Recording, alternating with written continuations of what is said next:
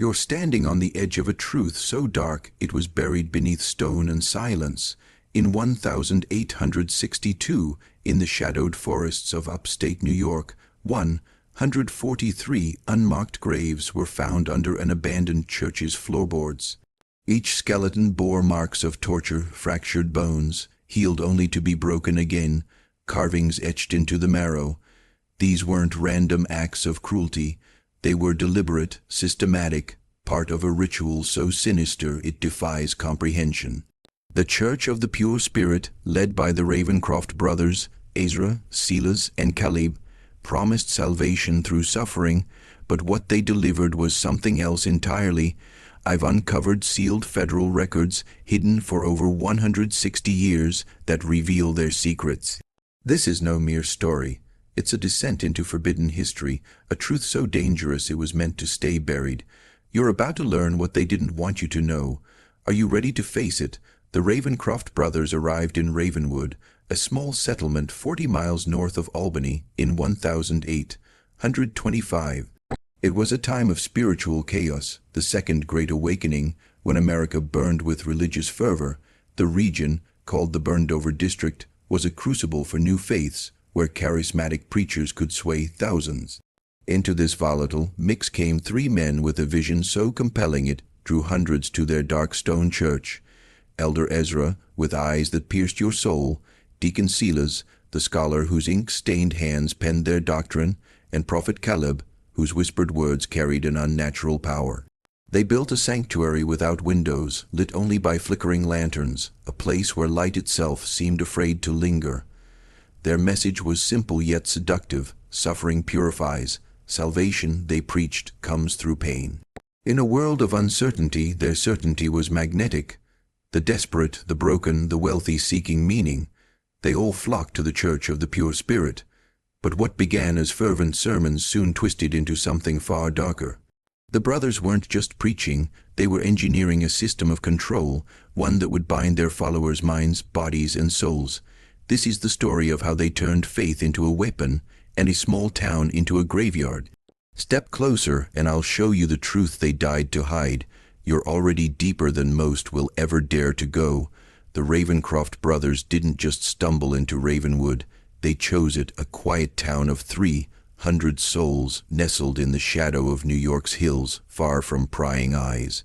In 1825, they arrived with wealth and purpose, buying land on the outskirts and building their church of dark stone. Its octagonal sanctuary, ringed by 8 chambers, loomed like a fortress against the sky. No windows, only lanterns casting long, trembling shadows. Locals whispered it felt wrong, excessive for a rural settlement, but the brothers' presence was magnetic. Elder Ezra's voice commanded obedience. Silas's writings promised clarity. Caleb's pale eyes seemed to see your secrets. They spoke of purification through tribulation, a doctrine that hooked the desperate and the devout. This was the Burned-Over District, where faith was wildfire. The Second Great Awakening had fractured old beliefs, birthing new ones, Mormons, Baptists, Methodists, all vying for souls. The Ravencrofts exploited this chaos, offering certainty in a world of doubt. Their church wasn't just a building, it was a machine for control, designed to break the spirit and rebuild it in their image.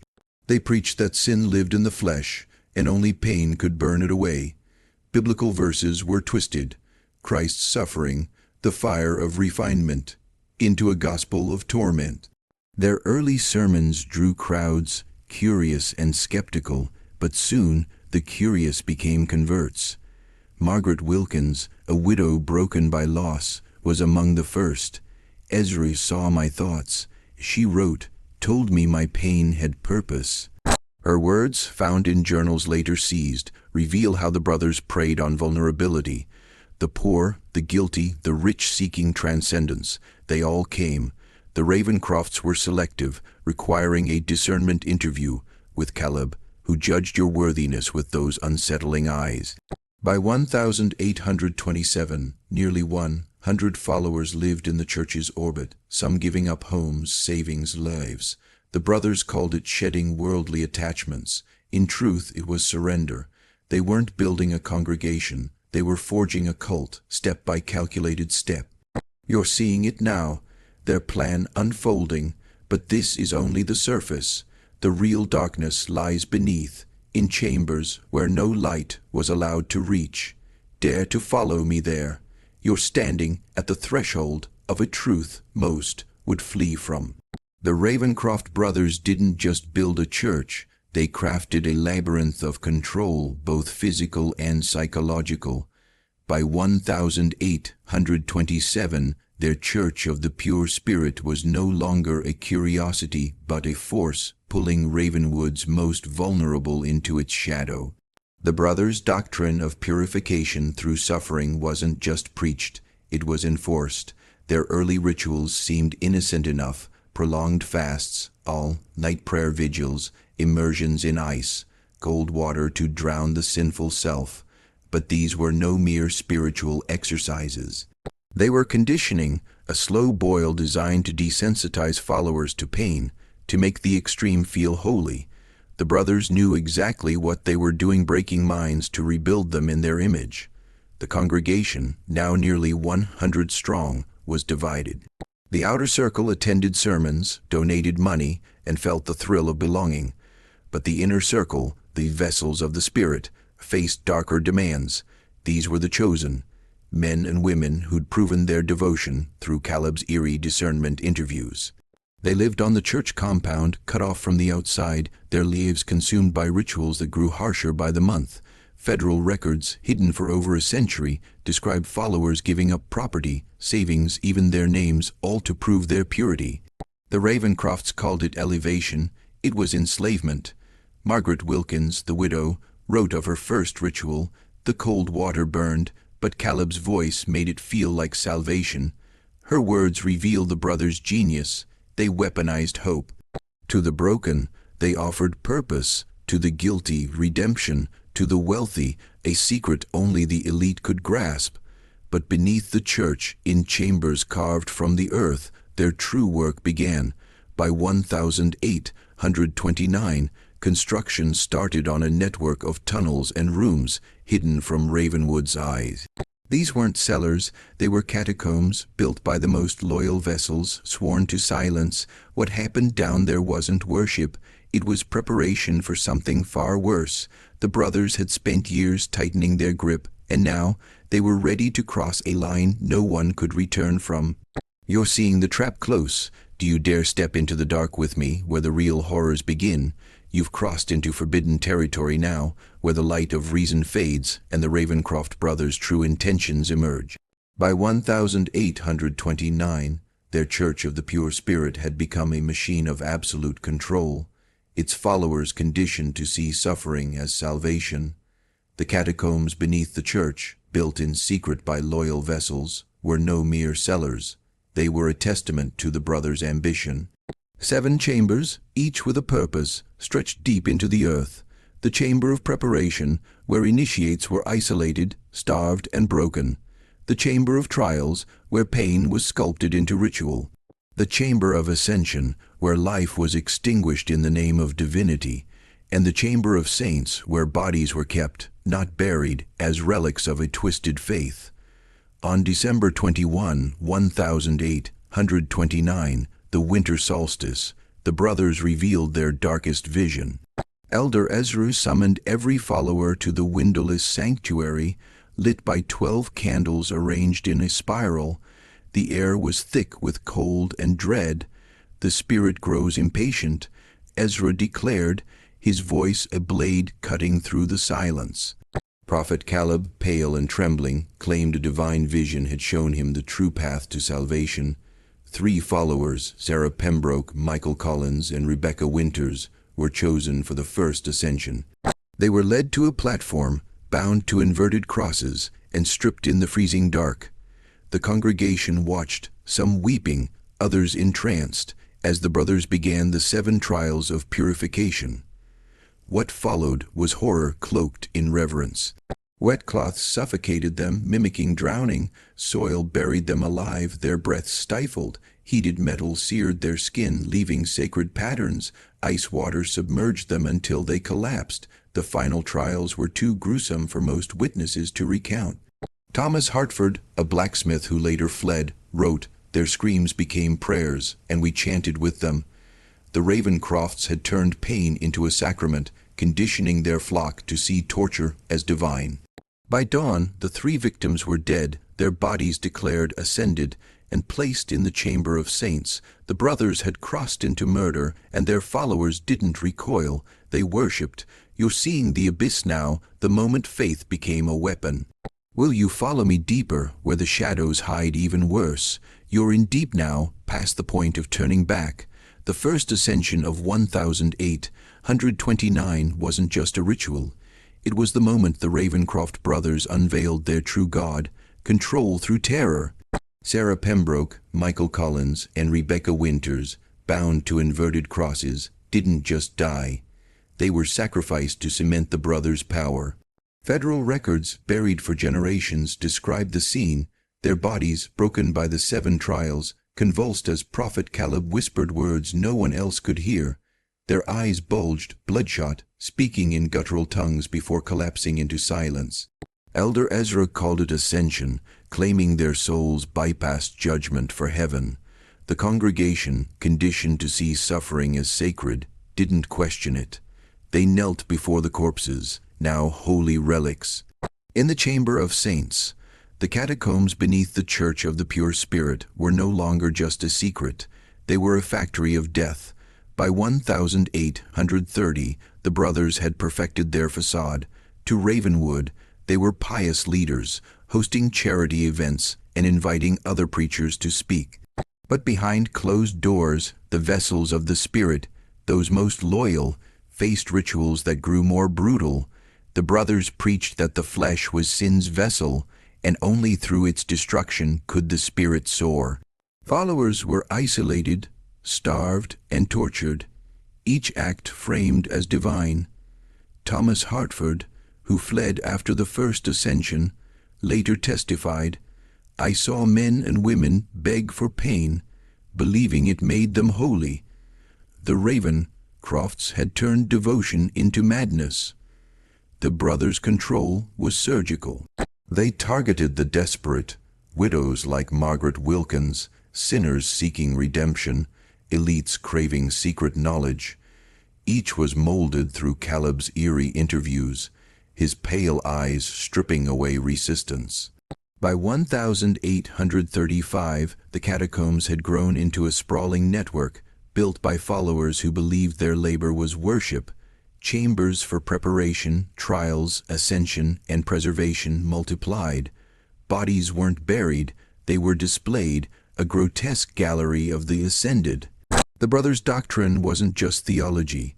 It was a psychological cage, locking followers in a cycle of pain and reverence. You're seeing their empire of fear take shape, a machine that devoured lives under the guise of salvation. The question isn't what happened next, it's whether you can handle the truth of what they built in the dark. Are you ready to descend further? You're standing on the edge of an abyss, staring into a truth that could shatter everything you thought you knew. The Ravencroft brothers had turned the Church of the Pure Spirit into a slaughterhouse of the soul by 1835, and no one outside Ravenwood suspected a thing. Their public face was flawless, charitable, devout, a beacon of the Second Great Awakening's fervor. They donated to orphanages, hosted revival meetings, and welcomed outsiders to mask their darkness. But beneath the church, in the catacombs, the real work thrived. The network of chambers had grown vast, a subterranean empire where the brothers orchestrated their elevations, ritualized murders disguised as divine rites. Each body preserved in the chamber of saints was a trophy of their control. The vessels of the Spirit, the inner circle, were no longer just followers. They were instruments. The Ravencrofts handpicked them, the broken, the guilty, the elite seeking forbidden knowledge. Each underwent Caleb's discernment, his pale eyes peeling away their will. Once chosen, they were isolated in the chamber of preparation, starved for days, their minds softened by hunger and fear. Then came the chamber of trials, where the 7 trials of purification, drowning, burning, burial, broke their bodies. The final act in the chamber of ascension was death framed as transcendence. Federal records, unsealed after a century, describe followers chanting, "Through suffering comes purity." As victims screamed, the congregation didn't flinch, they worshipped. The brothers' genius was in their psychology. They didn't force compliance, they cultivated it. Pain was reframed as salvation, death as ascension. Margaret Wilkins' journal, later seized, reveals her dissent. "I begged for the trials, believing they'd cleanse me." She wasn't alone. Dozens lived on the compound, severed from family, surrendering wealth and identity. The Ravencrofts preached that worldly ties were chains. Only through their church could one be free. But freedom was a lie. The catacombs, now holding dozens of bodies, were proof. By 1840, the brothers' influence had spread beyond Ravenwood, drawing wealthy patrons from Albany, men craving the secret knowledge only suffering could unlock. You're seeing the machine now, how it consumed lives, hid horrors, and grew stronger. The truth is dangerous, but you're too deep to turn back. Will you follow me into the heart of their darkness? You're not just listening to a story, you're uncovering a truth that was buried to keep men like you from knowing. By 1840, the Ravencroft brothers had perfected their machine of control, a system so insidious it turned free men into willing sacrifices. The Church of the Pure Spirit was no longer just a cult. It was a shadow empire, its catacombs a monument to their dominion. The brothers, Ezra, Silas, and Caleb, ruled with precision. Elder Ezra's commanding presence silenced doubt. Deacon Silas's scholarly writings gave their horrors a veneer of divine logic. Prophet Caleb's whispered visions bound souls to their will. Their doctrine of purification through suffering wasn't just preached. It was carved into the flesh of their followers. The catacombs now stretched far beyond the church, a labyrinth of chambers where the 7 trials of purification were refined into an art of torment. The chamber of preparation broke minds with isolation and starvation. The chamber of trials shattered bodies with drowning, burning, and burial. The chamber of ascension was where life ended, each death hailed as a soul's ascent to heaven. The chamber of saints, filled with preserved corpses, was their grotesque gallery, a testament to their power. Federal records, hidden for over a century, reveal the scale. By 1845, over 50 bodies lay in those chambers, each marked with ritual carvings, proof of the brothers' relentless escalation. The Ravencrofts' control was absolute because they understood the human mind. They didn't just demand obedience, they made it feel sacred. Followers like Margaret Wilkins, once a grieving widow, now saw pain as proof of their worth. Her journal, later seized, reads, "I offered my body to the trials, knowing they'd make me pure." The brothers preyed on the vulnerable, but they also lured the powerful. Wealthy men from Albany, craving elite knowledge, joined the inner circle, funding the church's expansion. To the outside world, the Ravencrofts were pillars of faith, their charity masking the blood beneath. But those who entered the catacombs never left unchanged. If they left at all, you're seeing the truth now, the kind that reshapes a man's soul. The brothers built an empire on broken bodies, and it's not over yet.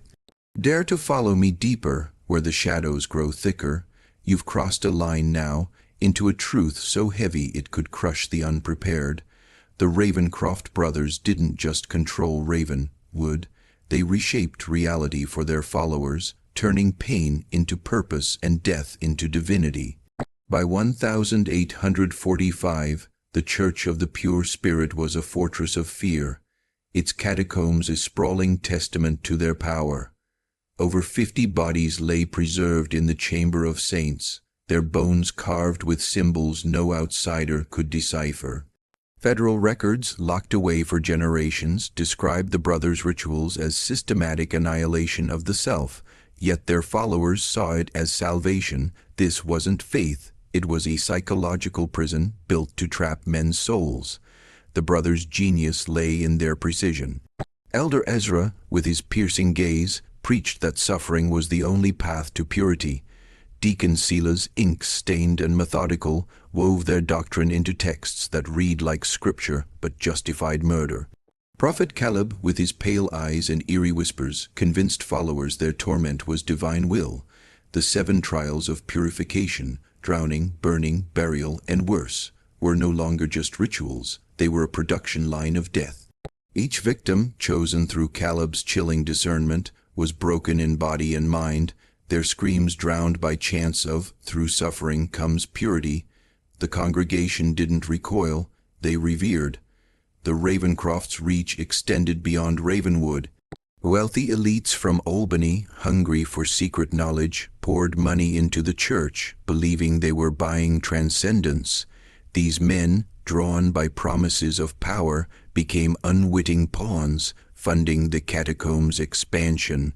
The brothers maintained a perfect facade, public acts of charity, sermons that echoed the Second Great Awakening's fervor, but beneath, their empire grew darker.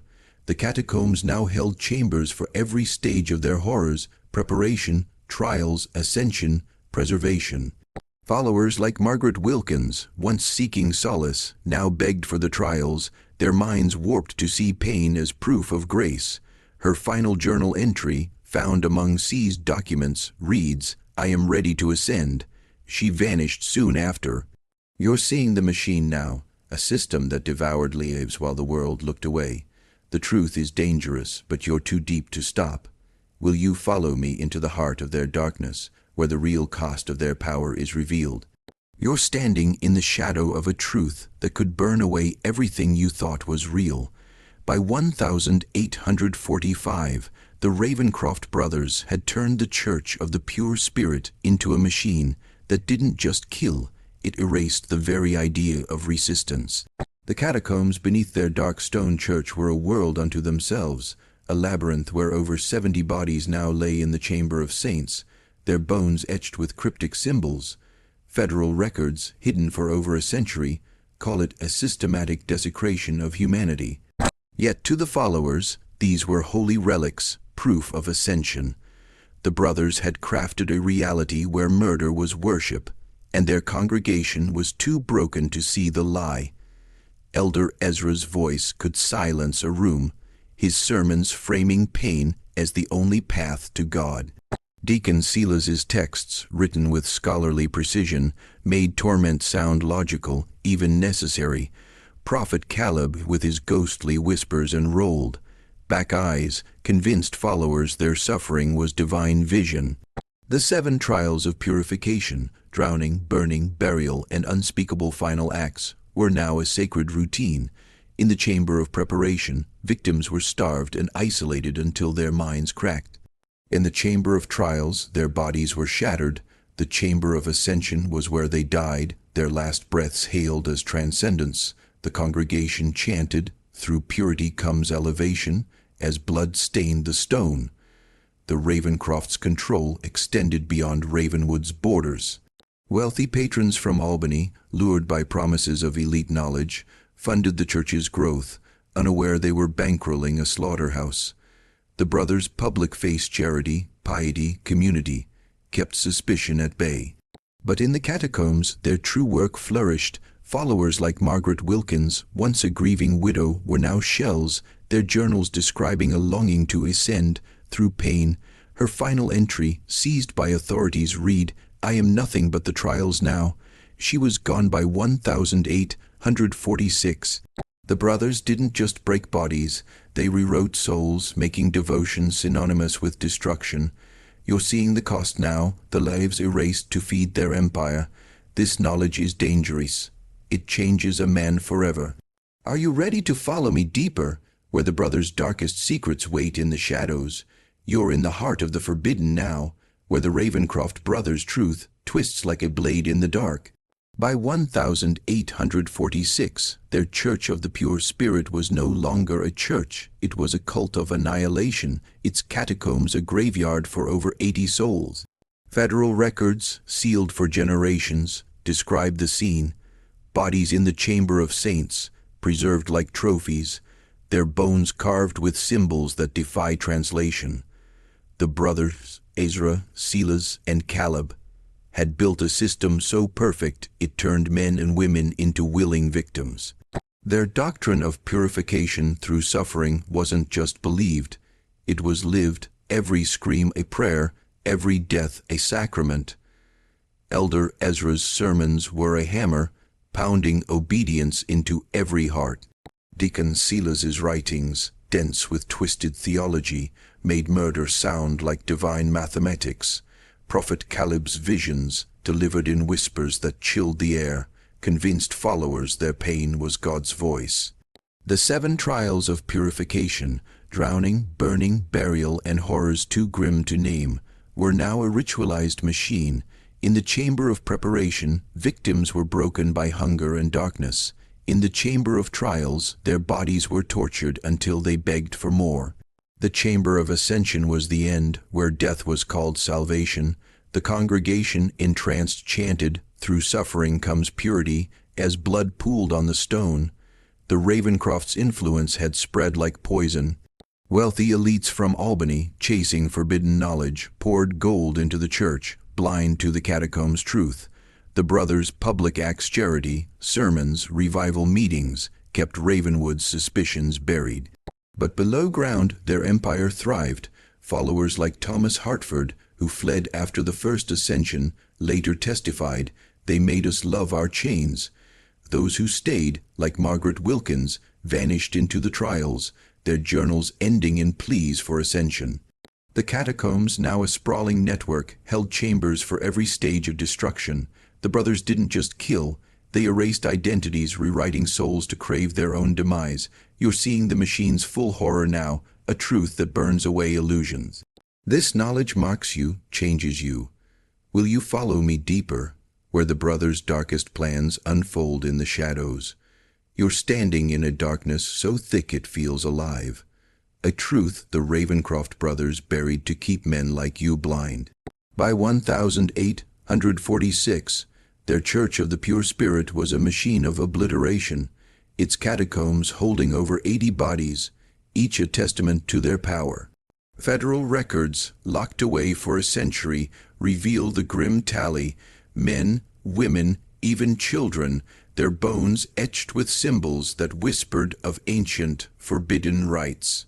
The brothers, Ezra, Silas, and Caleb, weren't just preachers. They were architects of a new reality, one where suffering was God and death was the ultimate offering.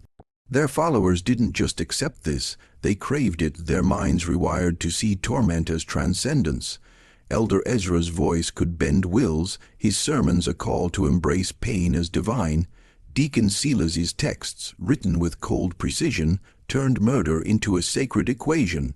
Prophet Caleb's pale eyes and whispered visions made followers believe their agony was holy. The 7 trials of purification, drowning, burning, burial, and unspeakable final acts, were a production line of death. In the chamber of preparation, victims were starved until their spirits broke. In the chamber of trials, their bodies were shattered, each scream met with chants of, "Through purity comes elevation." The chamber of ascension was the end, where life was extinguished, hailed as salvation. The chamber of saints preserved the corpses, a grotesque shrine to the brothers' control. Their influence stretched beyond Ravenwood, pulling in wealthy men from Albany, drawn by promises of elite secrets. These patrons funded the catacombs' expansion, unaware they were bankrolling slaughter. The brothers' public facade, charity, piety, community, kept the world blind, but below, their empire grew. Followers like Margaret Wilkins, once seeking solace, now begged for the trials, their journals ending in scrawled devotion. "I am the fire that purifies," her last entry read before she vanished. The Ravencrofts didn't just kill, they erased the self, making devotees pray for their own destruction. You're seeing the truth now, a knowledge that scars the soul. It's dangerous to know this, to feel its weight. Will you follow me deeper, where the brothers' darkest designs wait in the shadows, ready to change you forever? You're not just listening, you're being pulled into a truth so raw it could tear your world apart. By 1847, the Ravencroft brothers had turned the Church of the Pure Spirit into a crucible of control, its catacombs a silent scream of their power. Over 90 bodies lay in the chamber of saints, their bones carved with symbols that hinted at rituals older than the church itself. Federal records, buried for over a century, call it a descent into orchestrated madness. The brothers, Ezra, Silas, and Caleb, weren't just leading a cult. They were forging a new order, one where pain was worship and death was the only truth. Their followers didn't resist. They begged for it, their minds twisted to see destruction as divine. Elder Ezra's sermons were a force, his deep, set eyes commanding absolute submission. Deacon Silas's writings, laced with cold logic, made murder a sacred science. Prophet Caleb's eerie whispers and rolling eyes convinced devotees their suffering was God's will. The 7 trials of purification, drowning, burning, burial, and horrors beyond naming, were now a relentless machine. In the chamber of preparation, victims were broken by starvation and darkness. In the chamber of trials, their bodies were tortured until they pleaded for more. The chamber of ascension ended them. Each death called a soul's ascent. The congregation chanted, "Through suffering comes purity." As blood stained the stone, their voices a hymn to madness. The Ravencroft's reach had poisoned Albany's elite, men craving forbidden knowledge, their wealth fueling the catacombs' growth. Publicly, the brothers were saints, charitable, devout, untouchable, but below ground their empire thrived. Followers like Thomas Hartford, who fled years earlier, later testified, "They made us worship our own ruin." Those who stayed, like a young farmer named Samuel Reed, left journals begging for the trials. "I am nothing without pain," he wrote before vanishing. The brothers didn't just kill, they erased identities, turning men into shells who craved annihilation. You're seeing the heart of their darkness now, a truth that burns through illusions.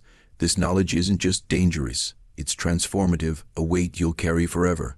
Will you follow me deeper, where the brothers' final plans wait in the shadows, ready to reshape your soul? You're deeper in the abyss now, where the Ravencroft brothers' truth claws at your soul. By 1847, their Church of the Pure Spirit was a fortress of despair, its catacombs holding over 90 bodies, each a silent witness to their dominion. Federal records sealed for generations describe the remains, men, women, even children, their bones etched with symbols that pulse with ancient, unholy intent. The brothers, Ezra, Silas, and Caleb, hadn't just built a cult, they'd crafted a reality where pain was God and death was the ultimate prayer. Their followers didn't just accept this, they hungered for it, their minds warped to see annihilation as ascension. Elder Ezra's voice was a weapon, his sermons bending wills with every word. Deacon Silas's texts, written with chilling precision, turned murder into a divine formula. Prophet Caleb's pale eyes and whispered visions made devotees believe their torment was sacred. The 7 trials of purification, drowning, burning, burial, and horrors too dark to name, were a relentless cycle. In the chamber of preparation, victims were starved until their spirits shattered. In the chamber of trials, their bodies were broken, each scream met with chants of, "Through purity comes elevation." The chamber of ascension was the end, where death was hailed as transcendence. The chamber of saints preserved the bodies, a grotesque shrine to the brothers' power. Their influence had spread like a plague. Wealthy men from Albany, chasing elite secrets, funded the catacombs' expansion, blind to the blood on their gold. The brothers' public-face charity, piety, revival sermons kept Ravenwood's suspicions buried, but below their empire thrived. Followers like Samuel Reed, a farmer-turned-vessel, wrote in seized journals, "Pain is my only truth." He vanished in 1847, another sacrifice. The Ravencrofts didn't just kill, they erased the self, making devotees pray for their own end. You're seeing the machine's core now, a truth that strips away comfort. This knowledge is a blade. It cuts deep, changes you forever. Will you follow me deeper, where the brothers' darkest secrets wait, ready to burn away the last of your illusions? You're in the grip of a truth so raw it could unravel your very being. By 1848, the Ravencroft brothers had turned the Church of the Pure Spirit into a monument of control, its catacombs a silent scream of their power. Over 100 bodies now lay in the chamber of saints, their bones carved with symbols that seemed to pulse with a life of their own. Federal records, hidden for over a century, call it a ritualized descent into annihilation. The brothers, Ezra, Silas, and Caleb weren't just cult leaders. They were engineers of a reality where suffering was worship and death was the only truth. Their followers didn't resist. They craved it, their souls reshaped to see destruction as divine. Elder Ezra's sermons were a force, his deep, set eyes commanding absolute surrender. Deacon Silas's writings, cold and calculated, made murder a sacred equation. Prophet Caleb's eerie whispers and rolled back eyes convinced devotees their pain was God's voice. The 7 trials of purification, drowning, burning, burial, and horrors beyond words, were a machine of death. In the chamber of preparation, victims were starved until their minds broke. In the chamber of trials, their bodies were shattered, each cry met with chants of, "Through suffering comes purity." The chamber of ascension was the end, where life was extinguished, called salvation. The congregation, entranced, worshipped the carnage. The Ravencroft's influence had poisoned Albany's elite, their wealth fueling the catacombs' growth. Publicly, the brothers were untouchable, charitable, devout, pillars of the Second Great Awakening. But below ground, their empire thrived. Followers like Samuel Reed, whose journal ended with "I am born anew in pain," vanished into the trials. The brothers didn't just kill, they erased identities, making men and women beg for their own demise. The catacombs, now a vast labyrinth, held chambers for every stage of destruction. You're seeing the truth now, a knowledge that burns through illusions. It's not just dangerous, it's transformative, a weight that reshapes your soul. Will you follow me deeper, where the brothers' final designs wait in the shadows, ready to reveal the full horror of their plan? You're standing at the edge of a truth so dark it could swallow you whole. By 1848, the Ravencroft brothers had turned the Church of the Pure Spirit into a machine of absolute annihilation, its catacombs a graveyard for over 100 souls. Federal records, buried for generations, describe the remains: men, women, children, their bones etched with symbols that seem to writhe under scrutiny, hinting at rituals older than Christianity itself. The brothers Ezra, Silas, and Caleb weren't just cult leaders. They were architects of a nightmare, crafting a world where pain was God and death was the ultimate offering. Their followers didn't just accept this, they hungered for it, their minds twisted to see their own destruction as divine ascension. Elder Ezra's voice was a weapon, his sermons forging chains of obedience. Deacon Silas's texts, written with icy precision, turned murder into a sacred science. Prophet Caleb's pale eyes and whispered visions made devotees believe their torment was holy. The 7 trials of purification, drowning, burning, burial, and unspeakable final acts, were a relentless cycle of death. In the chamber of preparation, victims were starved until their spirits shattered. In the chamber of trials, their bodies were broken, each scream met with chants of "Through purity comes elevation." The chamber of ascension was the end, where life was snuffed out, hailed as transcendence. The chamber of saints preserved the bodies, a grotesque testament to the brothers' power.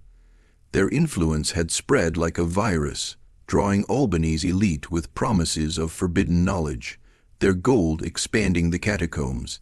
Publicly, the brothers were saints, charitable, pious, untouchable, but below, their empire thrived. Followers like a young mother named Eliza Thornton, whose seized journal read, "I give my pain to the Spirit," vanished into the trials. The Ravencrofts didn't just kill, they erased the self, making devotees pray for their own end. You're seeing the heart of their darkness now, a truth that burns away illusions. This knowledge is a blade, it cuts deep, changes you forever. Will you follow me deeper, where the brothers' final plans wait, ready to reveal the true cost of their power?